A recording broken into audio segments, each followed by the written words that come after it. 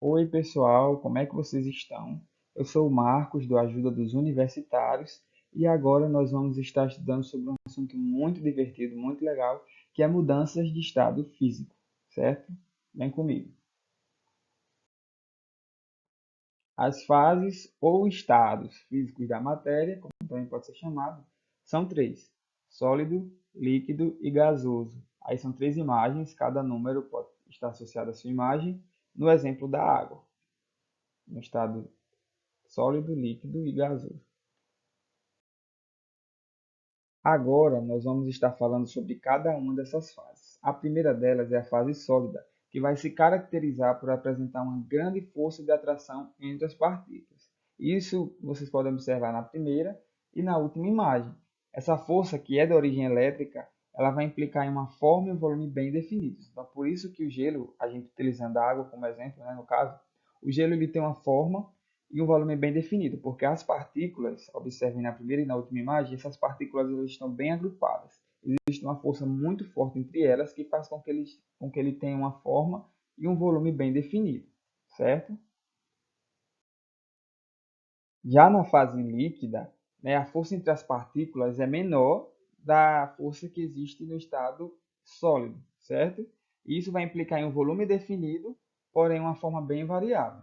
Apesar da água, quando a gente coloca, por exemplo, em um copo, né, a água colocada em um copo, ela consegue ocupar aquele determinado volume, a gente sabe que a forma dela, ela varia muito. Então você pode moldar a água, vamos supor, né? A gente pode observar na primeira e na última imagem que essas partículas elas estão ligadas entre si, tem uma força que une elas. Porém, essa força não é tão forte, o que resulta em uma variação da forma. Então, é por isso que a água ela consegue ser moldada, né, em sua forma, porque as partículas elas estão em contato, mas é um contato frágil, certo? É um contato que faz com que torne a água maleável. Porém, ela tem um volume bem definido. O exemplo, prova disso é que você colocar ela em um copo, você vai conseguir observar que ela ocupa aquele determinado volume, certo? Já na última fase, que é a fase gasosa, a força entre as partículas ela vai ser praticamente inexistente, o que vai resultar em um volume e uma forma variável. A gente pode observar que, por exemplo, se você pegar o mesmo gás e colocar em recipientes diferentes, com volumes diferentes, você vai ver que o gás ele vai ocupar todo o volume. Então, dependendo do recipiente que o gás vai estar, ele vai ocupar um volume diferente. Do mesmo jeito, acontece com sua forma. É uma forma muito variável. A gente não consegue encontrar uma forma correta para o gás. Ele sempre vai ter uma forma diferente dependendo do local que ele esteja, certo? Então vai variar muito. É igual à água. A água varia a forma, o gás também varia a forma. Porém, a água não varia o volume. A água sempre vai ter o mesmo volume. Já o gás não. O gás ele vai variar o volume também. E o sólido, lembrando que ele não varia nem volume nem forma. Tem forma definida e volume definido. Diferente do gás, que não tem nem volume nem forma definida. Lembrando, pessoal, que apesar da gente estar utilizando a água como exemplo, certo, para aplicar esses conhecimentos, essas ideias que a gente está falando na aula, ela pode ser aplicada tranquilamente a qualquer outra substância, certo? Sim, além disso, a pressão e a temperatura, que são as variáveis de estado, elas vão influenciar no estado físico em que uma substância se encontra.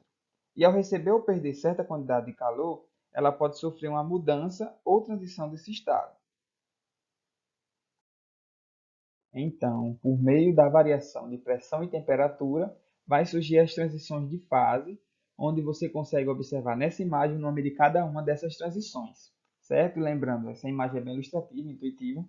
Vocês podem observar de onde para onde acontece a transição, certo? Lembrando que na esquerda é o sólido, no meio está o líquido e na direita está o gasoso.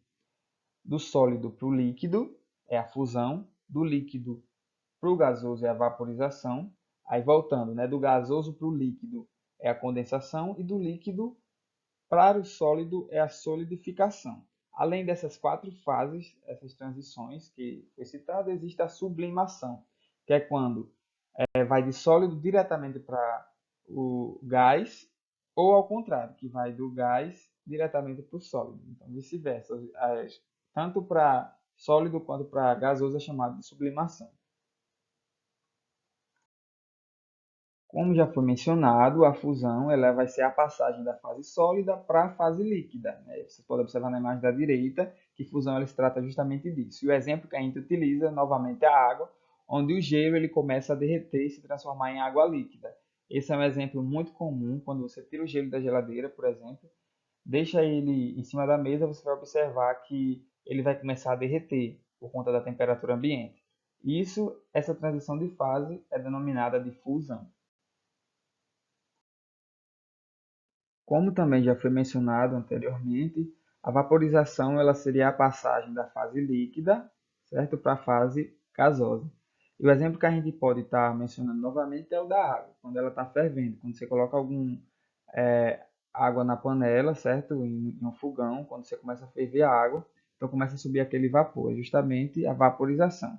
Além disso, outro exemplo que a gente pode também estar utilizando é o vapor de água que ocorre nos rios, lagos e mares, onde começa a subir aquele vapor da temperatura ambiente, a água começa a evaporar também.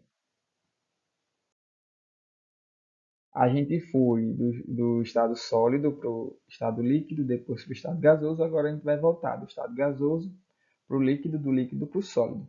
Então, a primeira fase é a condensação, que é a passagem da fase gasosa para a fase líquida. E o exemplo é justamente esse que vocês conseguem ver na imagem, quando um vapor de água ele começa a se transformar em gotículas de água, certo? Quando a temperatura fica abaixo de 100 graus Celsius. Isso é muito comum, acho que muitos de nós já vimos esse exemplo, onde a gente consegue observar em um determinado vidro que algumas gotículas de água estão sendo formadas justamente porque o vapor ele está se transformando em água, porque a temperatura do vidro está diferente da temperatura daquele ambiente que a gente está inserido.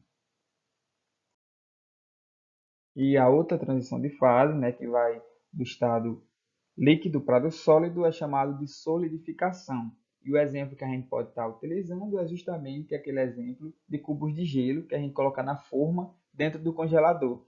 Então, naquele momento em que a gente coloca a água, ele começa a se transformar em sólido, ali está acontecendo a transição de fase chamada de solidificação.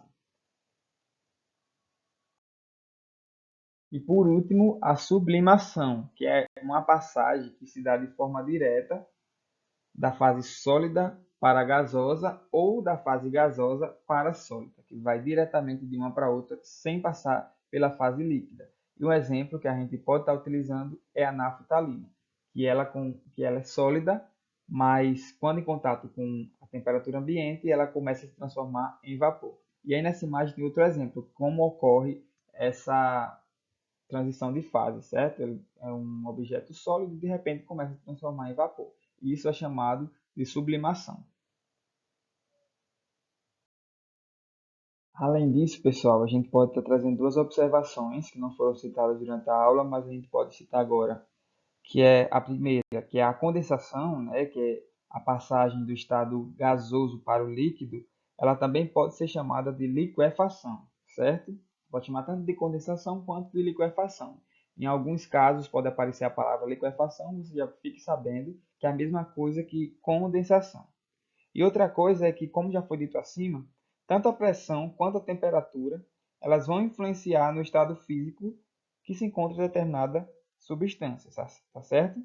Então, né, a água, por exemplo, em condições normais de pressão, vamos supor que seja na pressão de 1 atm, ela está na fase sólida, a temperatura abaixo de 0 graus Celsius, na fase líquida, em temperaturas entre 0 graus Celsius e 100 graus Celsius, e no estado gasoso para temperaturas acima de 100 graus Celsius. Beleza? Então, aqui finalizamos mais uma aula. Espero que vocês tenham aprendido, espero que vocês tenham gostado. Qualquer coisa, podem tirar dúvida com a gente está à disposição para ajudar vocês. E é isso. Bons estudos e até mais.